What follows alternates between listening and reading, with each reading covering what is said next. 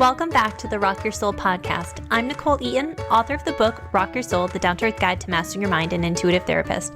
And I'm here to remind you of your power and that it's absolutely possible to live a life you're obsessed with. Let me show you how.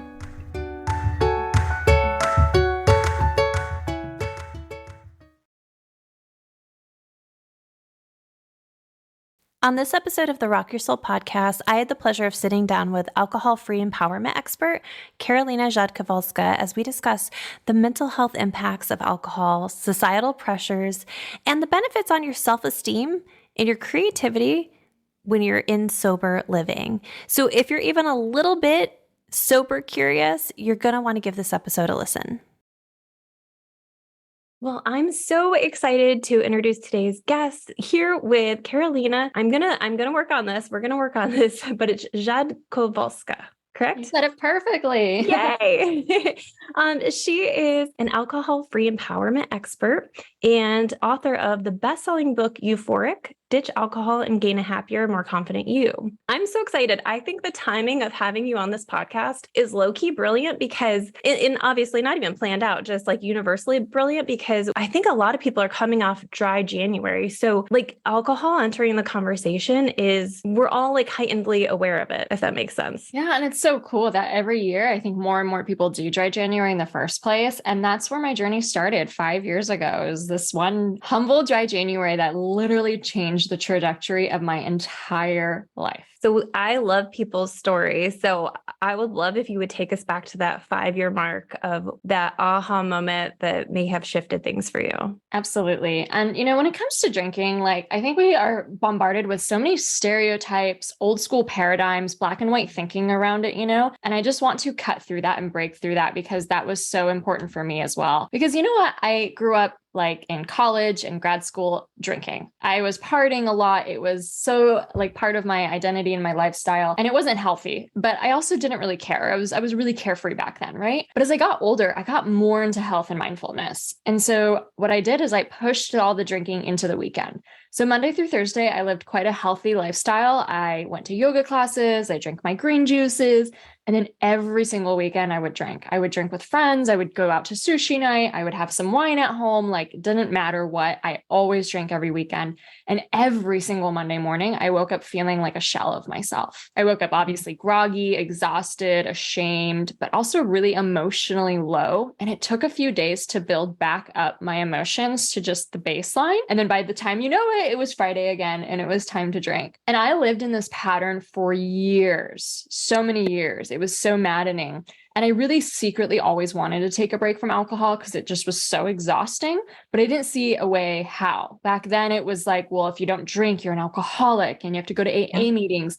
And I just didn't really know how to explain it. And I always had something on the social calendar, so it didn't really seem like I was allowed to do it. And so when I did hear about dry January 5 years ago, it was kind of this light bulb moment of oh, I have the permission to do this. I'm allowed to take a break from alcohol. I don't have to explain myself to people. I don't have to, tell the whole world about my relationship with alcohol. I can just privately take this break. And so I did it, and I slowly fell in love with alcohol-free lifestyle. My sleep was getting deeper. Every morning I woke up really proud of myself. There was nothing to regret. There was no intention that was overloaded or, broken. And my self-trust was growing. And I started finding my mood elevating as well. I was feeling so much happier. And then February comes around, and I still in my mind have this really strong belief that normal adults drink. And therefore, if I want to be normal, I must drink. And so I drink a few times in that February, and it sucks. It's just even a matter of 1 or 2 drinks, not even over drinking too much. And I notice my mood all of a sudden really drops. I was having the best mood in January. I was feeling really connected with nature and gratitude and wonder and appreciation. And even just a drink or two would make me feel cranky and frustrated. And I would even start picking little fights with my husband, which is so weird. And, my sleep was ruined even after just a few. And I was like, you know what? This alcohol thing is not what I thought it was. And it was really that contrast that showed me that. So I decided in that February to take another break. And I've basically been alcohol free ever since. And what ended up happening was I not only improved my energy levels and my sense of well-being and health, but it just started to spill over into so many other areas of my life. I redeveloped positive belief about myself since I wasn't constantly letting myself down. But really, I started getting more and more confident. Like, if I could do this thing that I never thought I could do, what else could I do? And it kind of pushed my boundaries and my limits of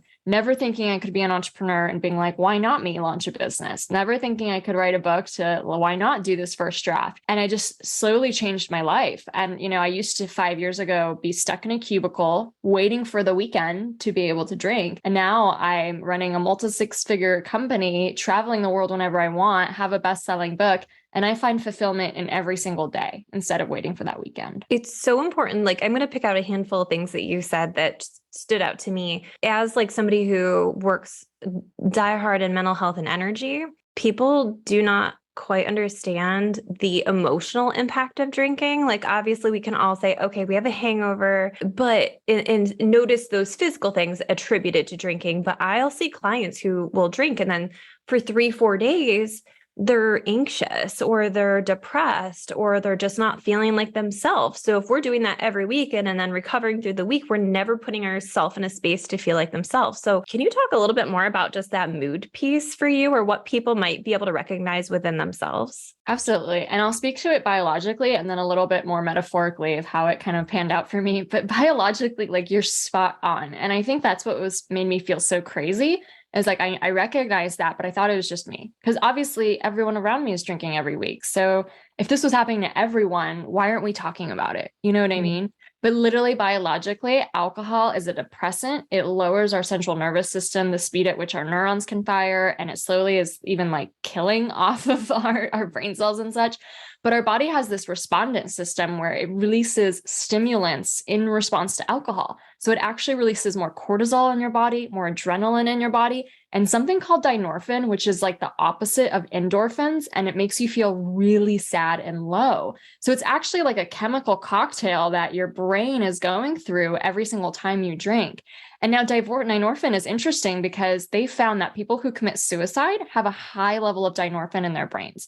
So we are purposely inducing this sadness, this lowness every single week or however often we drink into our brains and into our moods. And it takes a while to really rebalance that. Like, it's not even just a week of recovery. Like, to really rebalance the brain, it takes about a month. And so, in addition to that, alcohol lowers our receptivity to dopamine because it releases so much dopamine in this artificial way, just like heroin or cocaine would. Our brain actually slowly retracts the receptors that catch dopamine. It can't handle that much. So everything else that should make us feel happy, like a walk in the woods or playing with the child, like, our brain can't even recognize it anymore. It just becomes desensitized. And alcohol also, through the process of metabolism, changes like our gut bacteria and our vagus nerve, that it lowers our serotonin. So we got all this heightened stress hormones racing in our body. And then things like dopamine, serotonin, and GABA have all been lowered because of alcohol. And that was my mental state. Like, I had been drinking since I was 18 regularly. So I didn't even know what it was like to be an adult in my natural mental state. And it turns out when you remove alcohol, it was much more elevated, much more positive, much more believing in myself. And how did this actually manifest? Well, obviously I got kind of this like surge of positive feelings. And that's why I titled my company and my book Euphoric, because that's like really what it felt like. But it was also the things of like redeveloping trust in myself. Every single day I didn't let myself down. I didn't break an intention. I had so many rules around drinking. It was like, okay, only have that one drink tonight. Okay, don't drink before 7. And it was like every single time I broke a rule, even just a little, it was just evidence that I am a failure. I can't trust myself. My self-love was deteriorated every time I woke up not feeling well. It's like, to me, self-love is looking out for the future version of you. So when the future version of you wakes up, they feel respected. They feel loved and not disrespected. So things like my self-love was going up. My self-esteem was going up. My integrity too. Like if I was in a hangover or just, the feelings you get after drinking the night before, my parents called me, like I had like no intention of calling them back. I had almost sometimes no intention of even washing my face. You know what I mean? Like, who wants to be a grown ass adult woman who doesn't do those kinds of things? So like that, I could see it manifesting in my self-love, my integrity, my pride, and then my confidence to just do something that most people aren't doing. and be smashing it. By the time I got to 3, 4, 5 weeks without alcohol, I was like, who is this person? Because she's like superwoman to me. It's interesting that you said it takes an entire month for our brain to reset from that chemical cocktail created by alcohol alone. Because I mean, most people, when they're taking a break, unless it's a really serious thing, and you talk a lot on your Instagram about the gray area drinker, I think you called it. And I think a lot of people can resonate with that, is where we're noticing some things that are coming up with alcohol, but the negative effects and consequences aren't substantial enough to call it a problem. What advice would you give somebody? And like, could you explain what a gray area drinker is first off, for people who haven't been stalking your social media as hard as I have? Of course. But well, yes, that term, and maybe give some advice too with that. Of course. And that term is really trying to unblock us from the thinking of black and white thinking, because we for so long have thought about it as normal drinker, problem drinker, normal people, alcoholics, right? And anytime you'll look out even on the internet for like advice about, is your drinking a problem? It's always like a qualifier, right? Like, oh, well, is this happening? Is this happening? Is this happening? It's all very, very negative. And then the thing is like those negative consequences, yes, they could happen at a very like later severe stage, but drinking is a spectrum, right? And most of us, it's like between black and then infinite shades of gray, and then it gets black at the end. And the thing is, statistically, when we look at consumption levels of most Americans, they are in this gray area, because statistically, most people are drinking above the health guidelines regularly, all the time, right? So yes, you have your light drinkers, people who really abide by the health guidelines and such, but for the most part, most regular drinkers are over drinking. And some of it is quite over drinking, right? Like binge drinking and such like that. So, and this is just like, I think 60 to 70% is the latest statistic of people who regularly drink are way over drinking. So I would find that gray area, anything above the health guidelines. And the thing that's kind of even twisted and coming up with that is that the health guidelines are now getting lower and lower. Like they're saying, the World Health Organization, there is no safe amount of alcohol, right? So I think that like most people who come to rely on alcohol as a form of relaxation or stress relief or a way to be social, and they're regularly doing it in their lives, there might be something unhealthy with that, right? Not necessarily the problem we're used to seeing in the stereotypes. And I often like to say, I don't care if you drink 10 drinks a day or 1 drink a week, if it's not making you happy, if it's not aligned with your values, and if it's not helping you achieve your bigger dreams, you have the option to reevaluate it, right? So instead of it being like a qualifier, like, oh, you must stop drinking if this, and this is happening, I really believe it's an opportunity to just reevaluate, hey, is this thing serving me? Just because I was told to do this as a teenager, and then it's just expected of me through all social events for the rest of my life, doesn't mean I have to listen to that. Doesn't mean that I can't explore what life would feel like without it. And I think that Dry January is obviously a really great opportunity for that, for people to kind of just experience what it feels like to have no alcohol in their life.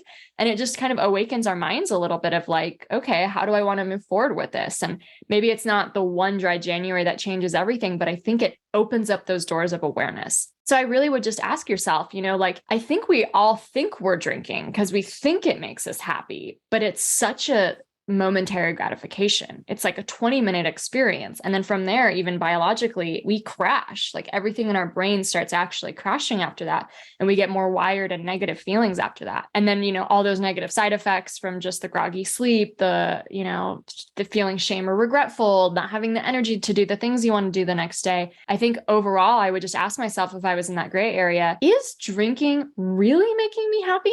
Like overall contentment, overall fulfillment. And if it's not a resounding yes, most people have that kind of love-hate thing with it, and I think that's worthy to explore, because when you decide to change your relationship with alcohol, I think it's the most incredible journey of personal growth. You're going to learn why you're numbing your emotions and how to actually feel them and what they're telling you. You're going to learn how to shift your life so that you're experiencing more of what actually makes you happy. So many people equate the false joy of alcohol with like fun. Like, well, what really makes you happy though? Like what really makes you feel organic joy, and I think a lot of adults can't even answer that question. So I think it's like the coolest opportunity. It's not like everyone has to stop drinking, whatever, people can do what they want, but I think everyone should get the chance to try a break from alcohol. You know what I mean? Because it could open their eyes and open their world so much. And then so many of my clients also find that because they like really get this confidence building up and they really discover what they want most out of life, instead of numbing the things they don't like, they change their lives, right? They build their own businesses and quit that like stressful job. They express their creativity by writing a book. Like it's just so incredibly amazing what manifests out of it. It's such an interesting conversation for a lot of reasons, but I think that when we're talking about it in such a way that we're talking about it, it's like, it sounds like it's just a no-brainer. You know what I mean? But one of the things you said earlier was, I can do dry January, because I don't have anything on my social calendar. And I think that's a big hang up for a lot of people, is having that crutch to socialize. And I think it is more accepted now to be like, yeah, I'm not going to drink tonight or whatever. Like, I do think there's less pressure, but there's still pressure. Or if you're somebody who is traditionally somebody who's drinking a lot. And I also love that you said earlier, there's like a stigma around it. Like, well, why aren't you drinking? Do you have a problem with it? And it's like, nobody wants to be associated with a problem, especially if you're a gray area drinker who doesn't have a problem. And I'm curious, like, how do you encourage people to handle that social aspect for somebody like, I'm more of a social drinker. I don't drink a ton, but if I do, it's not by myself. I never drink by myself. And so going through dry January, there were definitely times where everybody was drinking and I'm sitting there like, this is really annoying. Or, like I'm just having way different feelings about it. But yeah, I'm curious your thoughts on that. Such a good question. And I think there's so many elements to it, but I just want to say, first of all, like, this was my biggest hang up too. You know what I mean? Yeah. Like, this was my biggest objection. And first of all, I just want to say too, like, I'm an introvert and I grew up really shy, really, really shy. Yep. So when I started drinking as a late teenager, alcohol was magical for me. Alcohol was this magical elixir that turned me into an extrovert. And I very early on attached these qualities to it. It makes me popular. It makes me cool. It makes me seem like the cool chick, bad girl. Like people want to talk to me, guys like me, like all of these things really were attached in my brain at a young age to alcohol. And so in my 20s, the whole decade of it, like I would never have been seen at a social event without a drink. It also was this like misnomer of thinking it actually did make me more confident. And so I really honestly could tell you too, I would feel very insecure without a drink. And I had this strong belief that alcohol made me more confident. And so when I was changing my relationship with alcohol, first, I really had to debunk that for myself. Like, is it really making me more confident? And honestly, like, no, like there were the times I embarrassed myself, right? Like I actually crumbled my self-esteem. But really, there was also something else of like constantly telling my psyche, hey, you need a drink in these occasions. It was like it was telling myself, Karolina, you're not interesting. Nobody actually wants to talk to you. Nobody really likes you. You're not good enough. But here, have this drink, then you'll be better, right? And that also felt like it really deteriorated my self-worth. So when I was going alcohol free, like that was the first thing I was working on, was like, how do I find confidence within? How do I show up to this and get comfortable in my skin to just be ready to be my authentic self? And that's something I definitely had to practice. It was like a muscle that hadn't been worked out, because so many people have equated alcohol to, socializing, confidence, easing social nerves, all that kind of stuff. But now the second point you bring up is the expectation, right? It's the pressure. And it's like, even if no one's like bullying you about it, like it's this expectation, like we all show up here and we all drink. It's the code of conduct in our society. And now here's what I would love to say to anyone who's struggling with that. First of all, they have actual studies that show that upwards of 50 to 60% of drinkers actually wish that they drank less or not at all. So when people are being honest about it, and I think it would be even higher because like, surveys, I'm sure some people aren't being honest. Most people actually wish that they drank less or not at all. So like when you show up to a place and you decide you're not drinking or you're taking a break or whatever that is, and you're saying, no, thank you, secretly, at least half of the people in the room wish that they were doing what you were doing, but they might not yet have the bravery or the intuition to do it yet, right? So instead of seeing myself as like the odd one out or left out or something like that, I really see it differently now. I'm the role model. I'm the inspirer. I'm the leader. And I've just found it so uncanny that most of the women I work with are often the first person in their social group to go alcohol free, and they're never the last. They're always inspiring and making ripple effects in their social circles to just heighten that awareness for other people. Now, a lot of times there's so much curiosity around it. People could ask you like, oh, like, because they just want to maybe do it themselves type of a thing. And if anyone's ever rude about it or just like kind of cajoling you to drink, it's such a red flag. Like they're not talking about you whatsoever. They're so insecure about their own drinking that it makes them so uncomfortable to see someone else not drinking because they want everyone to buy into the code, right? And so that's kind of how I see it socially. And I really do feel like, you know what, like we have as a culture created this expectation that one must drink at all social events. And I've heard literally from younger people about how hurtful that is, about how much these younger people do not want to be drinking. They know it like ruins their everything for them, their just sense of self even, but they don't see a way out of it because of the social expectation. So it's like, there's a part of me that also wants to be a rebel and stand up to drinking culture and just be like, the alcohol industry profits so much from all of us making this the, rite of passage and requirement for adulthood. Like I'm calling BS on that. You know what I mean? And the more I stand up to it, the more permission it gives other people to stand up for it. And it also gives permission to change drinking culture for younger generations to not have to grow up with that same expectation. And to me, that's really powerful. And that really fuels me in whatever social situation to just like give no Fs, And that like oftentimes too, like it brings more inclusivity. Like if I'm at a bar or restaurant, like I'll ask what, non-alcoholic or mocktail options they have. And I think it's just showing more and more people that this needs to be the new norm. And I'm not saying everything needs to be dry, but if it's not even an option, you know what I mean? Like that's something wrong. You just really hit on one of like the core messages of my podcast, of my work too. Like this is so in alignment.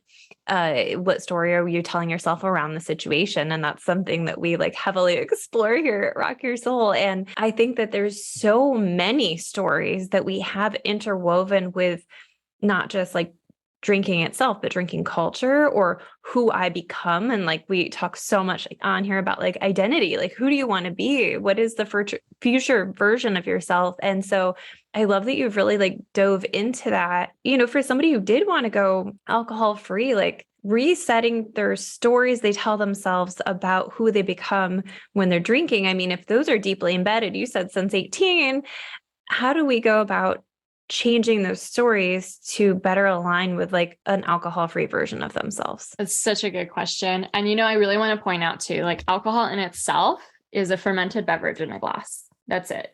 Right. And it's us and society that has attached all this other meaning onto it. We've attached this meaning that it's the most glamorous thing when a woman's holding a glass of wine. We've attached meaning to say it helps you relax. Scientifically, it does not actually help you relax, right? We have attached so much meaning about belonging and coolness and all these things to alcohol. And so these are kind of deeply embedded into our brain, right? These beliefs that we have around it.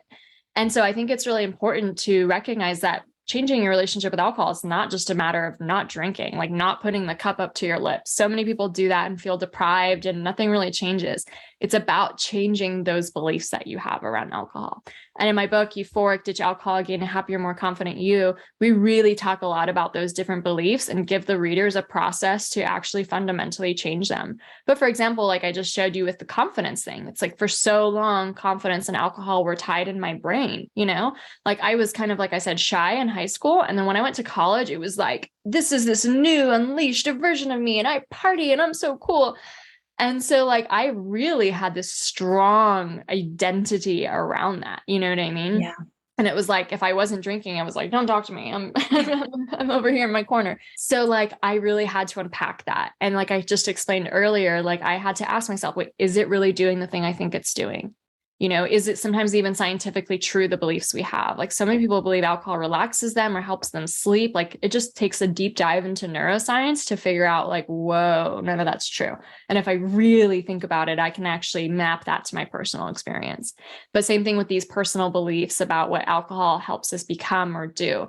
And you know what I really believe? All of these innate qualities are found within. And that's what true confidence is. That's what true self-love is. Like nothing outside of us will ever help us be those things, right? It really is a journey of becoming. And so if you think alcohol makes you anything, right?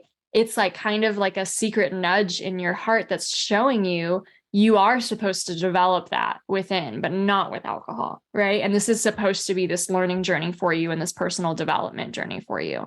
So I think, first of all, like that's like really beautiful to recognize. It's just like taking a break from alcohol is going to really ramp up your personal growth and development as you kind of rediscover who you are and the qualities you like and what values you have, and how alcohol probably isn't, either helping you live out those values and such. Yeah. And I can only speak for me, but my experience is the more that I've grown within myself, the less desire I have for it in general. Like, obviously, I'm still having this conversation of the social aspect of it, but for the most part, I'm just so genuinely happy on my own. And I think that for people, especially who go to alcohol as a coping skill, they may not have other coping skills in place that are making them feel good to be able to differentiate in the same ways that somebody that has been doing the work can. So I think that that's also like noteworthy, is that if you are relying on alcohol is a coping skill, then you really have to put some other coping skills and some other self-care into play so that you can have that like heightened awareness of like, oh, it's not that just that I feel like crap the next day physically, it's that like mentally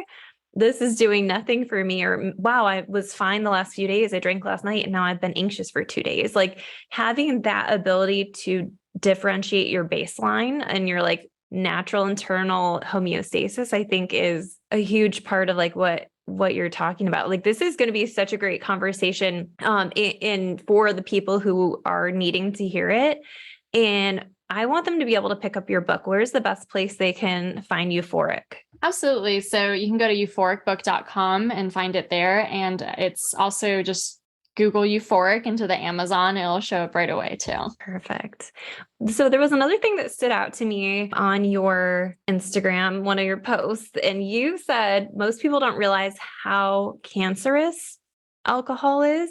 And you compared it 1 bottle of wine to 10 cigarettes. Yeah. And I was like, I obviously know this is like a toxin. Like I'm smart enough to recognize like, probably not doing the best thing for my body. But like when you put it like that, I was like, oh shit, that's I would never smoke 10 cigarettes. You know what I mean? Because I care about my health. So it's interesting. Like, I'm just curious if you could talk a little on that. Yeah. And honestly, I think like what happened is that, as alcohol, so first of all, just so we know, alcohol consumption and just like advertisements, stuff like that, it's grown so much in the last 20 years, so much, right? And then what happens is now drinking levels have never been as high as they have been in the last 20 years. So like some kind of phenomenon is happening here, right?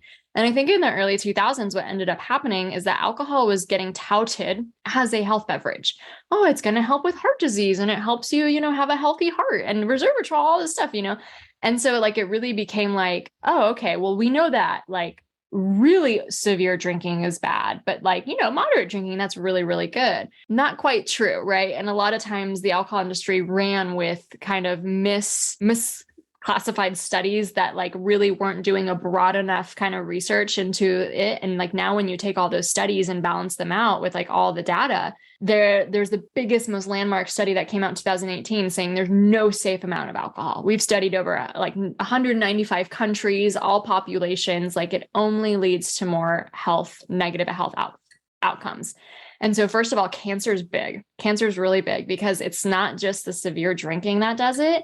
They've proven that just 1 to 2 drinks a week for a woman increases breast cancer risk by 15%. Now, I'm sorry, but when I was drinking, if I just drank 1 or 2 drinks a week, I would have thought I was the healthiest person on the block. You know what I mean? And so like, that's kind of been like something that's just been like kept from the public, and the alcohol industry obviously has a huge vested interest in keeping that from us. Yeah. And so like that cancer link is just scary. You know what I mean? So they've even proven that it's the little equivalent of smoking 10 cigarettes, like 1 bottle of wine is smoking 10 cigarettes, which means that just even having 1 glass of wine is at least having 2.5 cigarettes. Like that's right. The cancer equivalent, right?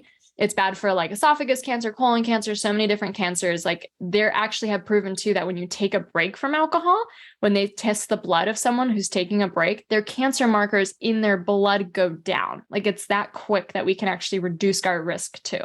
So that's cancer. But then there's also heart disease. And a lot of times, again, we have this idea that alcohol is good for the heart. So it really took a lot of kind of studies to like really cancel out the ones that were saying that, because it's like, That's not true. We were like comparing the wrong things in these studies or something like that, because really it's not good for the heart. It actually increases our heart rate. And now people who have like Oura rings or Apple watches can see, like, after they drink, their heart rate all night is elevated.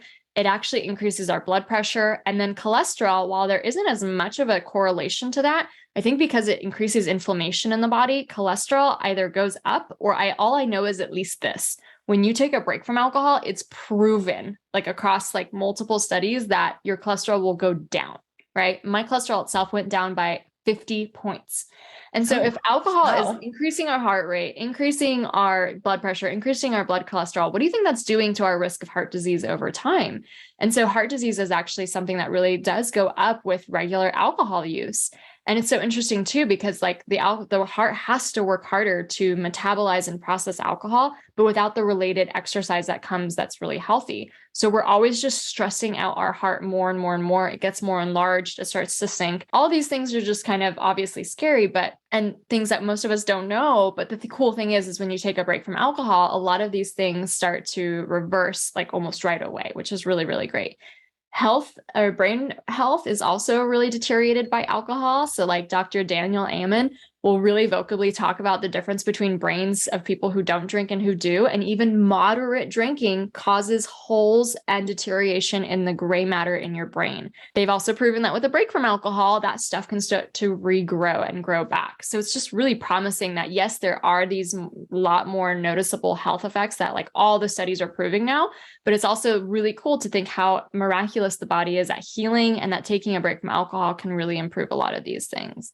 So, I just thought it ironic in my life personally, how I would, have the green juice and eat the kale and do all the things and then drink literally this poison.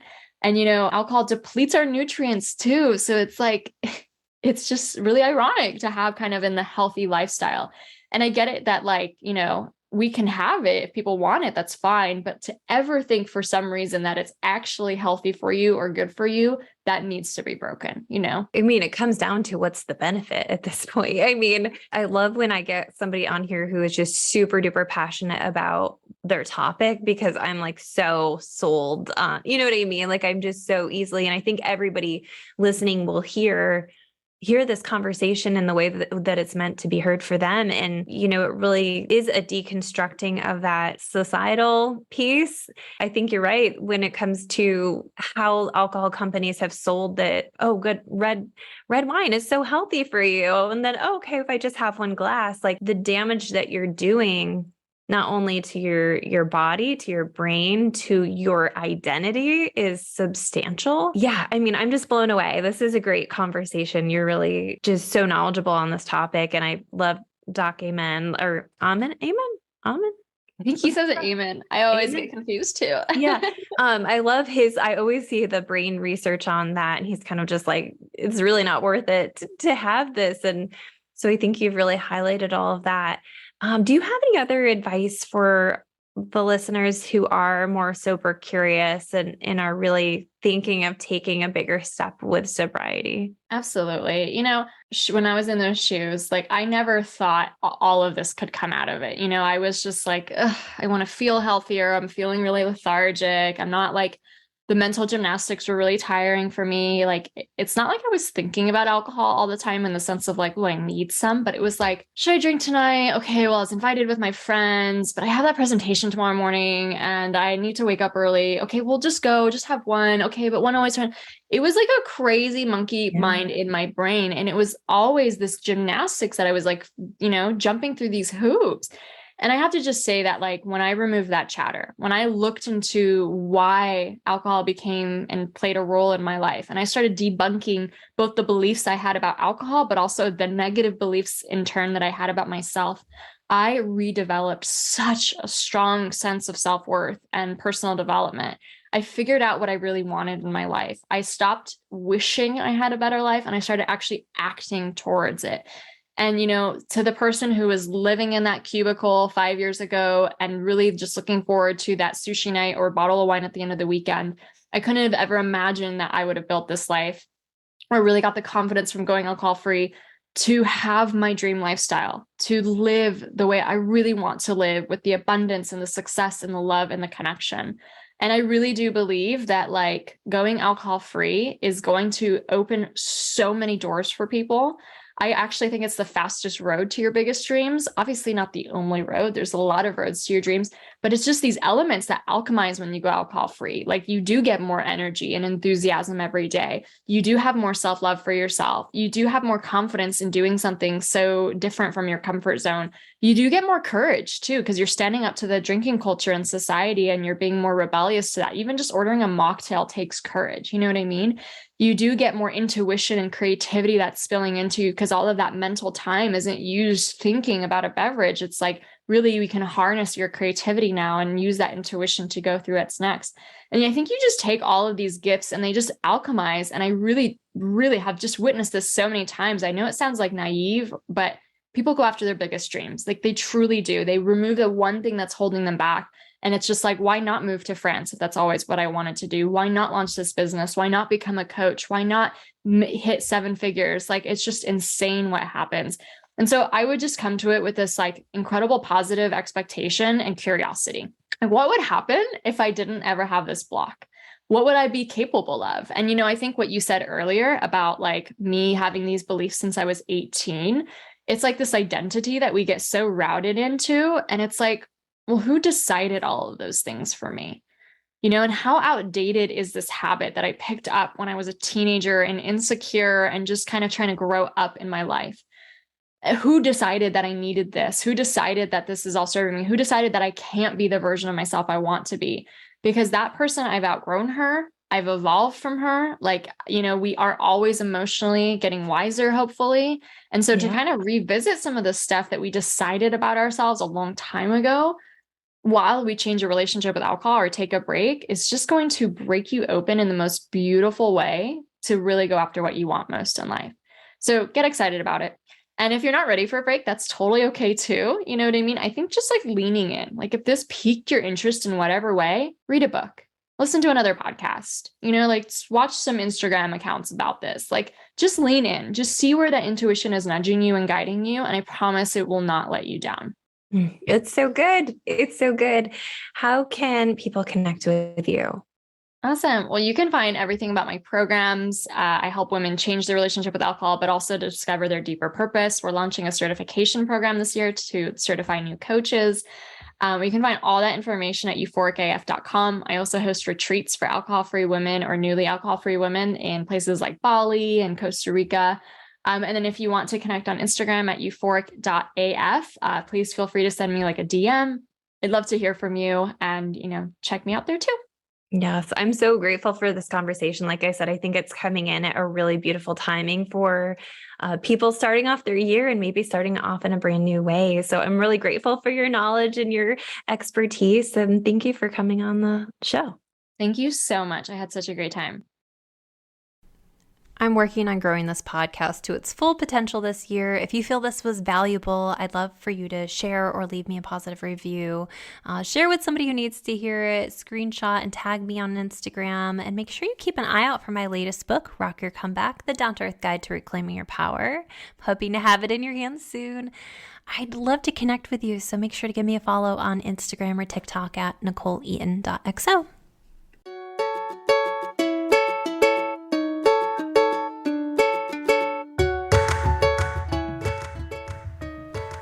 Thanks for listening to the Rock Your Soul podcast. I hope you're feeling inspired, motivated, and ready to take on the world.